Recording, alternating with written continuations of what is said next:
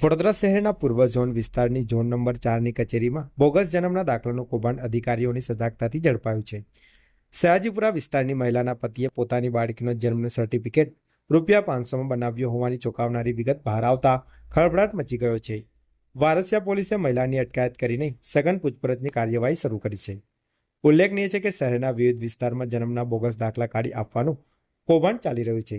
અગાઉ શહેરના દક્ષિણ વિસ્તારમાં પણ જન્મ મરણ કચેરીએથી અન્ય એક વ્યક્તિ પણ ₹500માં તરસાલીના સ્થાનિક ઝેરોક્સવાળા પાસેથી મેળવ્યો હોવાની વિગતો ખુલી હતી.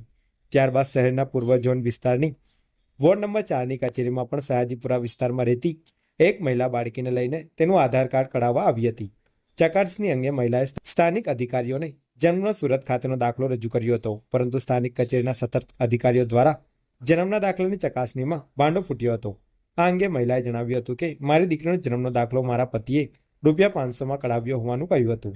દરમિયાન સ્થાનિક અધિકારીઓ દ્વારા પોલીસ ફરિયાદની હાથ ધરવામાં આવી સ્થાનિક વારસિયા પોલીસને જાણ કરવામાં આવી હતી. દરમિયાન મહિલાને રોકીને પૂછપરછ કરતા જન્મના દાખલા બાબતે મહિલાએ કોઈ પ્રત્યુત્તર આપ્યો ન હતો. જ્યારે બીજી બાજુ વારસિયા પોલીસના મહિલા કોન્સ્ટેબલે બોગસ જન્મનો દાખલો લઈને આવનાર મહિલાની અટકાયત કરીને સઘન પૂછપરછ માટે તથા ફરિયાદ અંગે મહિલાને વારસિયા પોલીસ મથકે લઈ જવામાં આવી હતી. કરી એમના હસબન્ડને ફોન કર્યો તો શું કીધું? એમને ખબર નથી એટલે મેં એમના હસબન્ડ સાથે વાત કરી તો મેં એમને પૂછ્યું કે કેટલા પૈસામાં, તો એમને કીધું કે ₹500ની વાત થઈ. તમને કેવી રીતે ખબર પડી કે આ નકલી છે? અમને જે રીતે ટ્રેનિંગ આપવામાં આવી છે કે જે રીતે અમે ડોક્યુમેન્ટેશન ટોકન ટાઈમે વેરીફાઈ કરીએ છીએ ત્યારે અમે બધું ચેક કરીએ છીએ કે જે ઓરિજિનલ છે, ફ્રોડ છે, એમાં QR સ્કેન આપેલો હોય છે એ અમે સ્કેન કરીએ કે ઓરિજિનલ છે કે નહીં તે એ સ્કેન કર્યું તો એ નોટ વેલિડ પેજ આપ્યું. એટલે અમે અમારા સર સાથે વાત કરી અને એમને બધા ડોક્યુમેન્ટ મોકલી આપ્યા. એટલે અમને સરે વેરીફાઈ કરીને કીધું કે આ નહીં છે. તો આ નકલી છે? એવું નકલી છે? હા. ફરી એક વખત આ કૌભાંડ ઝડપાયું છે. વારંવાર હજુ તો શું કહેશો, કેવી ગંભીર બાબત માની? આ ખૂબ જ ગંભીર બાબત છે અને ખૂબ જ ચિંતાજનક વિષય છે. કારણ કે અરજદાર તરીકે જે જનરલ સામાન્ય નાગરિકો છે એ ક્યાંક ને ક્યાંક પોતાની નજીવી ભૂલને લીધે છેતરાઈ રહ્યા છે. ભૂલ એમની એ જ છે કે શોર્ટકટ શોધવા જાય છે. જ્યાં લોભિયા હોય ત્યાં જુતારા ભૂકે ના મળે. આ શબ્દો હું વારંવાર કહી રહ્યો છું. જ્યારે અત્યારે ગવર્મેન્ટ સિસ્ટમમાં આવી ગયું છે કે ભાઈ જ્યાં બર્થ સર્ટિફિકેટ છે તો બર્થ સર્ટિફિકેટમાં બાળકનું નામ પૂરેપૂરું હોય છે. નામ, બાળકનું નામ, એના પિતાનું નામ અને અટક, આ એક સિક્વન્સમાં હોવી જોઈએ, જે આવી જ ગયું છે. હવે જ્યારે એમને નવું કઢાવવાનું હોય કે સુધારા વધારા કરાવવાનું હોય તો એમને શું કરવું પડે છે? એમને જે જગ્યાએ જન્મ થયો, જ્યાંથી ઇસ્યુ થયો છે બર્થ સર્ટિફિકેટ, ત્યાં જવાનું હોય છે. પરંતુ ત્યાં જવાની જગ્યાએ લોકો શું કરે છે?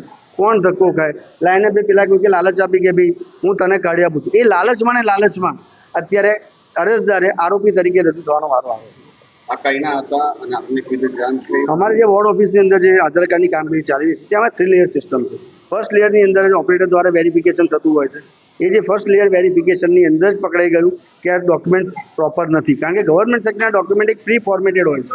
એમાં કોઈ પણ પ્રકારની આમ કોઈ પ્રાઇવેટ સેક્ટરને એની પરમિશન આપેલી, એક્સેસ કરવાની પરમિશન આપેલી હોતી નથી. એ verified and authorise by government officials only, જે બર્થ એન્ડ ડેથ ડિપાર્ટમેન્ટ છે એના દ્વારા થતું હોય છે. પરંતુ આ પ્રાઇવેટ સેક્ટરનું હતું, અલગ જ ફોર્મેટ હતું. એટલે પ્રાથમિક દ્રષ્ટિએ ખ્યાલ આવી ગયો હતું.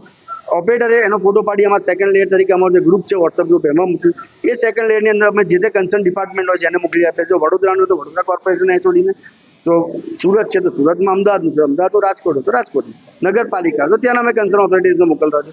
એ જ મુજબ આ સુરતમાં મોકલતા તેમના દ્વારા પણ વેરીફાઈ કરવામાં આવે કે ફ્રોડ છે, તદ્દન ખોટું છે. અમે તાત્કાલિક અમારા જે ડેપ્યુટી કમિશનર રાજપૂત સાહેબનો સંપર્ક કર્યો તો એમના દ્વારા પણ કહેવામાં આવ્યું કે ફરિયાદ દાખલ કરી દેવાની છે અને ખોટું છે ચલાવી લેવામાં કોઈ પણ સંજોગોમાં નહીં આવે. એટલા માટે અમે ફરિયાદ દાખલ કરવા જઈ રહ્યા છીએ.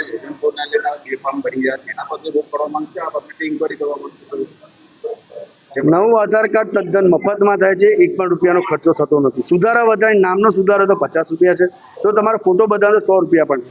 તમારો રૂપિયો તમારા મોજશોખ પાછળ વાપરો, તમારા પરિવારના મોજશોખ પાછળ વાપરો. આવા બની બેઠેલા લેભાગુ એજન્ટોના ઘર ભરવા માટે નહીં. મારું નામ સમીક જોશી છે, assistant municipal commissioner south zone અને head of Aadhaar card department.